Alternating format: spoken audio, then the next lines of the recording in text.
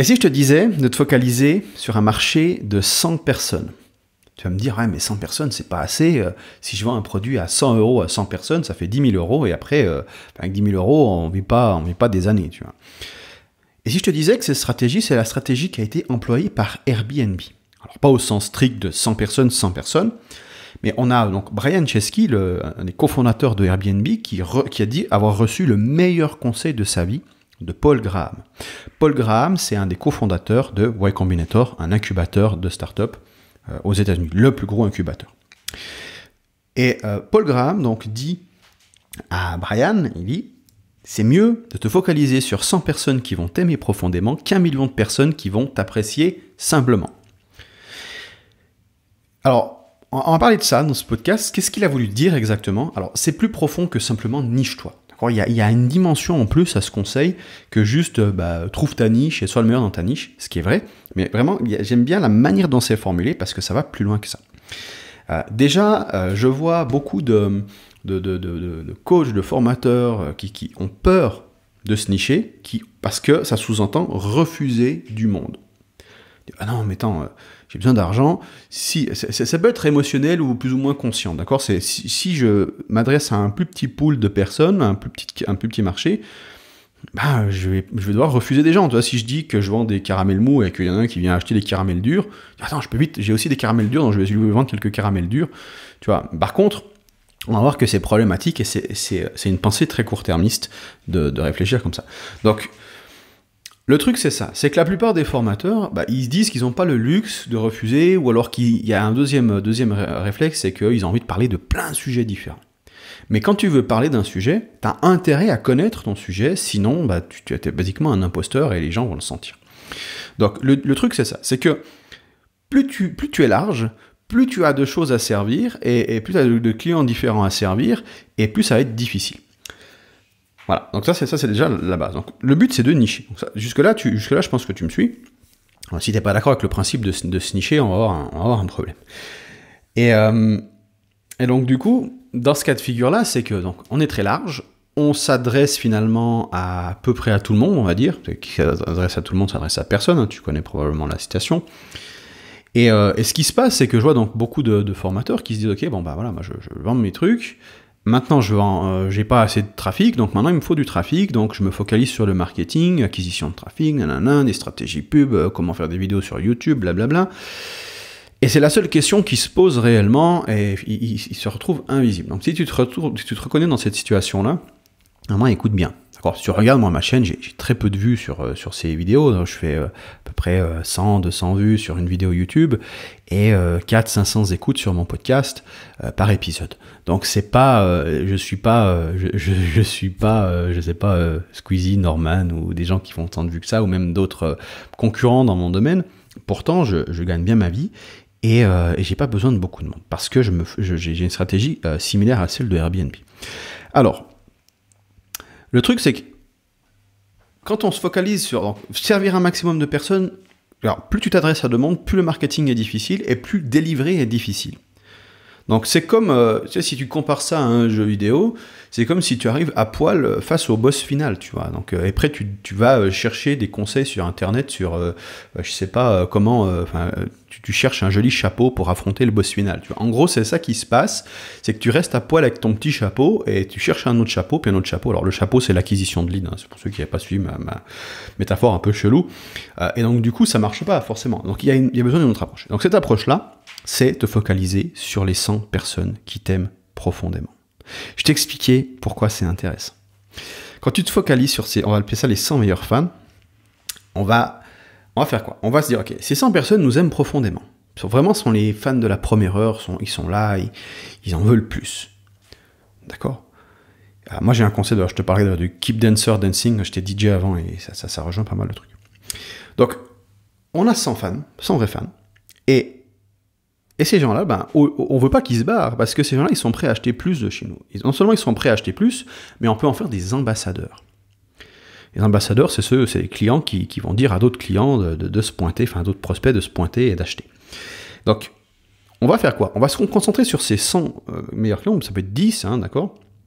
Et on va s'assurer de surdélivrer. On va leur poser des questions, on va leur demander qu'est-ce qui n'a pas été, qu'est-ce qu'on peut améliorer, etc.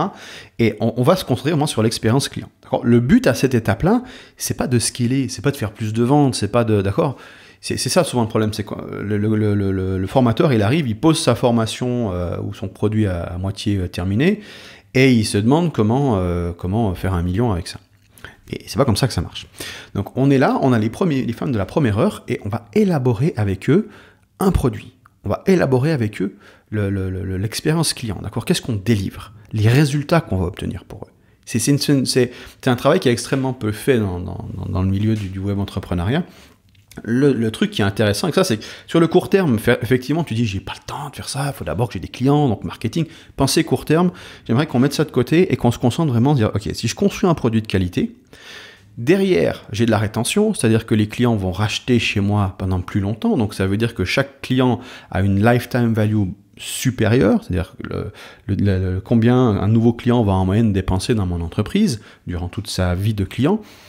Et donc du coup, ça veut dire que si le client il se met à dépenser 2000 au lieu de dépenser 500, basiquement, chaque client nous rapporte 4 fois plus. Et même c'est plus que ça, parce que il y a 1500, derrière, c'est généralement de la marge, parce qu'il y a toujours des coûts d'acquisition en front, et donc forcément, quelqu'un qui, je sais pas, par exemple, ça te coûte 200 € pour acquérir un nouveau client, eh bien, sur 500 €, tu gagnes 300 €. D'accord ? Par contre, si tout d'un coup, le client te rapporte 2000 moins 200, il te rapporte 1800 €. Donc, on a plus que quadruplé, d'accord ? Je vais pas faire les maths parce que on va faire de maths en live, sinon c'est à l'air d'un con. Mais, donc c'est 1800 divisé par 300, en gros, voilà, je te laisse faire si tu veux. Donc, t'as l'augmentation ici. Donc, rétention augmentée et recommandation. Donc, quand tu as un client qui a ton contact et dit putain, il a surdélivré et il faut que j'en parle à mon ami Bob. Et quand il en parle à son ami Bob, donc il y a des statistiques. Un client qui est ravi va, dans 80% des cas, en parler à au moins une personne. Et, j'ai plus le chiffre exact en tête, une personne à qui on a recommandé le produit va acheter dans entre 50 et 70% du temps. Et si tu réfléchis bien, toi-même, si tu es peut-être en train d'écouter ce podcast, c'est parce que quelqu'un t'a recommandé. Si tu as acheté un produit de un tel, c'est parce que quelqu'un t'a recommandé. Moi, 8 fois sur 10, quand j'ai acheté quelque chose chez quelqu'un, c'est parce qu'une autre personne a recommandé. Ça peut être quelqu'un que je suivais déjà, qui a recommandé à un autre auteur. Ça peut être un ami qui m'a recommandé à un autre formateur, etc. Tu vois. Mais en général, c'est sur recommandation plus que sur algorithme. C'est extrêmement rare que ça soit j'ai découvert la personne par l'algorithme et que j'ai acheté chez lui. D'accord ? Je dis pas que ça arrive pas. D'ailleurs, si tu as une très bonne stratégie d'acquisition, ça marche et je te conseille de le faire. Mais il y a ces deux niveaux. Tu vois, il y a ceux qui te découvrent par l'algorithme, qui adorent ce que tu fais et qui ensuite en parlent à d'autres. Donc, on a un effet d'ultra-viralité. On parle souvent de viralité des vidéos, viralité des articles, mais on parle jamais de viralité des produits. Pourtant, ça reste une pièce qui est recommandable, à même titre qu'un contenu. La viralité, il faut savoir qu'elle se fait majoritairement hors ligne. C'est juste qu'un produit n'est pas soumis aux algorithmes, ça ne veut pas dire qu'il ne peut pas être viral.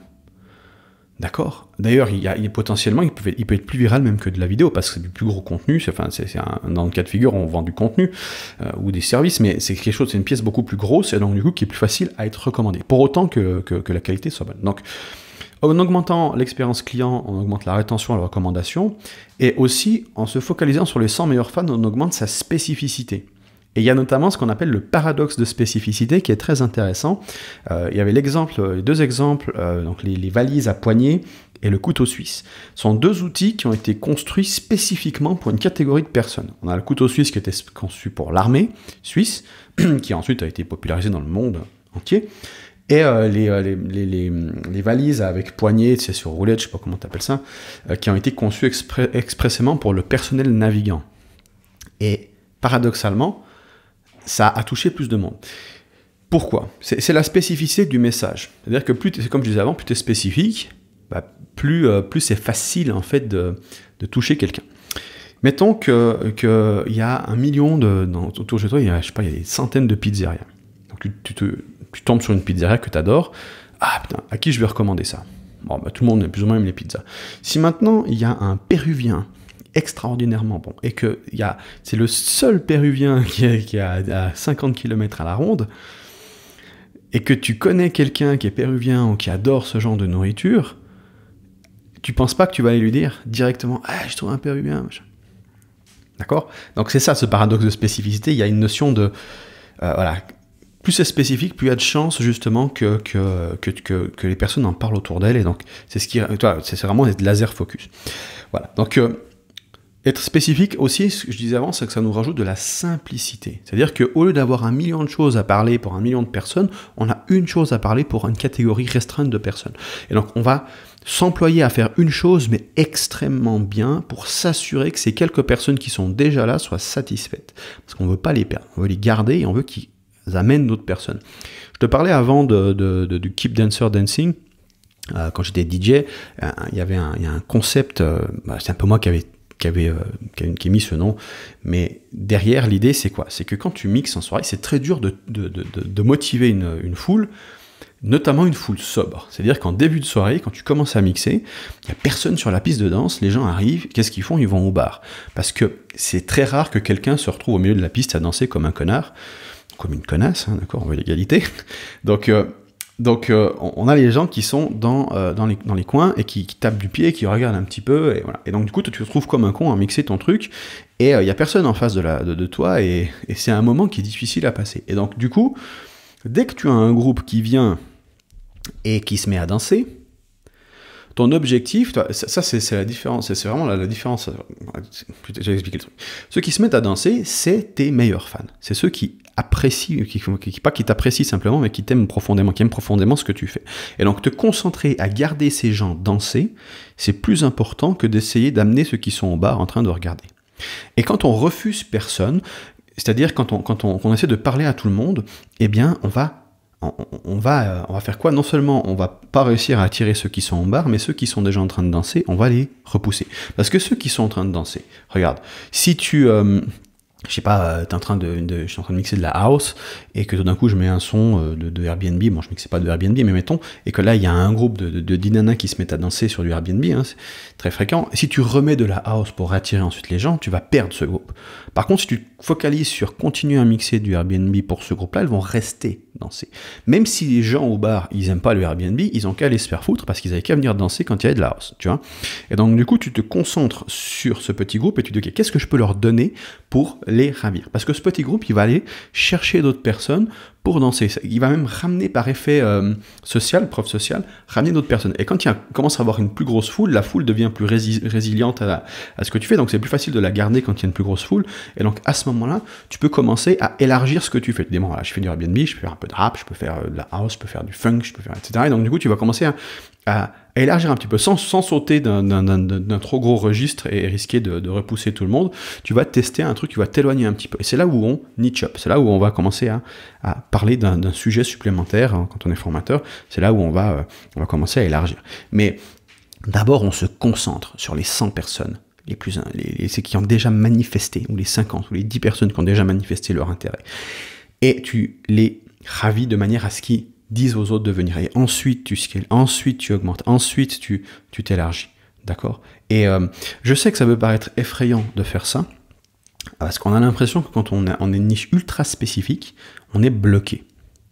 Mais si tu regardes, je t'invite à faire ça. Regarde autour de toi ce que font les autres. Tout le monde parle un peu de la même chose. Tout le monde a les mêmes sujets, tout le monde a le même positionnement. Aujourd'hui, tu es obligé d'être niché. Le marché commence vraiment à grossir, et donc ça devient possible d'avoir des toutes petites niches très intéressantes. Et vraiment, quand tu penses déjà être niché, niche-toi encore plus. Niche-toi. Jusqu'à ce que vraiment tu t'adaptes à ces 100 meilleurs fans. Et donc, pour te nicher, et c'est là où c'est aussi plus profond, c'est qu'on n'est pas juste en train de se dire, ok, comment me nicher plus, c'est on regarde les clients qui sont déjà là, et on regarde ce qu'ils aiment vraiment. On leur parle, on essaie de comprendre pourquoi ils adorent ce qu'on fait, et on leur donne plus de ce qu'ils adorent déjà. D'accord? Donc, au lieu d'être dans ta tête à réfléchir ce que tu pourrais donner, demande-leur. Qu'est-ce que vous avez aimé? Quel est le contenu que vous avez préféré? Tu vas regarder les produits qu'ils ont le plus achetés. Qu'est-ce qui te plaît? Chez moi, c'est un truc, quand quelqu'un me dit qu'il me suit que moi, je vais lui demander pourquoi à chaque fois. Qu'est-ce qui fait que... Et je vais avoir des réponses toujours similaires. Et je sais que je vais leur donner plus de ça. Et je me dis, si je comprends que les 100 fans qui sont là veulent ça, mais que quand je regarde ce qui marche, par exemple, sur l'algorithme YouTube, et que je leur donne, j'essaie de m'adapter à l'algorithme plutôt qu'à ces 100 fans, qu'est-ce que je fais? Je fais fuir ces 100 fans. C'est ça le truc. D'accord. Et c'est ça, on est facilement... quand on perd de vue notre audience existante et qu'on regarde ce qui marche sur les réseaux, eh bien, on aliène, comme le DJ qui regarde les mecs qui sont au bar et qui veulent attirer ces gens-là plutôt que ceux ou celles qui sont déjà en train de danser. Eh bien, ils aliènent les personnes qui sont déjà en train de danser et donc du coup, ils se retrouvent avec plus personne sur la piste. Et souvent, c'est ça qui se passe. Quand on veut plaire aux algorithmes, on fait fuir les gens qui étaient déjà là. Quand on veut s'adresser aux gens qui nous apprécient simplement, on perd les personnes qui nous aiment profondément. Alors que toi, ce que tu veux, c'est justement les personnes qui t'aiment profondément. Tu as besoin de 500 à 1000 vrais fans qui achètent ce que tu fais, qui restent là pour très bien gagner ta vie. Donc on veut scaler les personnes qui nous aiment profondément. On ne veut pas scaler les personnes qui nous apprécient, on veut augmenter les personnes qui nous aiment profondément. Ça veut dire qu'on va progressivement élargir, mais on veut s'assurer qu'avant d'élargir, les gens qui soient là, vraiment ils sont contents, au maximum, vraiment ils nous aiment profondément et ensuite on élargit. Et donc pour ça, ça sous-entend avant tout de se concentrer sur l'expérience client. Ça veut dire donner de ta personne, ça veut dire faire les choses qui ne sont pas scalables en premier. D'ailleurs, c'est ce que dit Paul Graham, faites le non scalable d'abord. Ça veut dire que quand je lance un nouveau produit avec un client ou moi-même, la première chose que je fais, c'est que je vais passer des centaines d'heures avec chaque client à les aider, à les servir, et pour le prix qu'ils ont payé, ils vont se dire, putain, le mec, c'est un psychopathe, tout le temps qu'il me donne, comment il fait pour être rentable. La vérité, c'est que sur les premiers clients, je suis pas rentable quand je lance un produit. Et c'est ok, parce que mon but, c'est pas d'être rentable sur les premiers produits. Mon but, c'est d'apprendre, de mettre en place un process, de m'assurer que le client soit content, de voir ce que je peux faire. Et donc, du coup, quand j'ai itéré 10, 20 clients comme ça, et gentiment, je rajoute de la friction, je donne de moins en moins, de ma personne, par contre, le produit s'améliore de plus en plus, donc il compense pour mon absence. Ce qui fait que je m'assure que les gens soient toujours contents. Mais après, au lieu de servir 3 personnes, je peux en servir 10, puis après, je peux en servir 15, puis après 50, 100. D'accord ? Mais je m'assure que les 100 personnes qui sont servies soient vraiment ravies. C'est Steve Jobs qui disait assurez-vous de régaler vos clients. Tu vois, je sais plus comment il formulait ça, mais c'est ça en fait l'esprit. Et en fait, c'est évident. C'est juste que on est naturellement drivé par nos émotions, par la gratification instantanée, et à la place, on va aller chercher du marketing, des stratégies d'acquisition, des stratégies... Parce qu'on veut de l'argent là, maintenant, tout de suite. Le problème, c'est que ça prend du temps à construire une société. Ça prend du temps à construire un business. D'accord ? Et donc, voilà, il faut... Je ne sais pas comment le dire autrement, et je sais qu'intellectuellement, ça fait sens. Après, émotionnellement, beaucoup des gens qui écoutent ce genre de conseils vont dire « Ok, je suis d'accord avec ça », et 10 minutes après, ils sont sur une vidéo comment avoir plus de leads, comment avoir plus de vues. Donc vraiment, si tu te retrouves sur ce genre de vidéo alors que ce message t'a marqué, j'espère que ça te fera un déclic. Attends, non, je suis pas sur la bonne voie. Parce que tu peux regarder, et je le vois, il y a 12 ans que je suis dans le milieu, les gens qui se concentrent uniquement sur l'acquisition de trafic, ils passent toute leur vie à essayer de résoudre ce problème d'acquisition de trafic, parce que le problème, il est pas là, en fait. Le problème, il est qu'ils se concentrent sur ceux qui... Et ils essaient d'acquérir un maximum de monde qui les apprécie, mais ils oublient les gens qui les aiment profondément, ils oublient de se concentrer sur ce noyau et de construire à partir de ce noyau, de l'intérieur vers l'extérieur, et pas de l'extérieur vers l'intérieur. Le trafic, c'est le dernier des problèmes. Si tu as une offre qui vraiment est canon, t'as pas un problème de demande, tu as un problème pour servir les gens qui veulent entrer dans ton produit, qui veulent utiliser ton produit. D'accord ? Je te laisse là-dessus, je te souhaite une magnifique journée, n'hésite pas, donc si tu as une question, tu peux la poser en commentaire, sinon partage ça à qui tu penses en a besoin. Je te souhaite une magnifique journée, on se retrouve dans un prochain podcast, salut.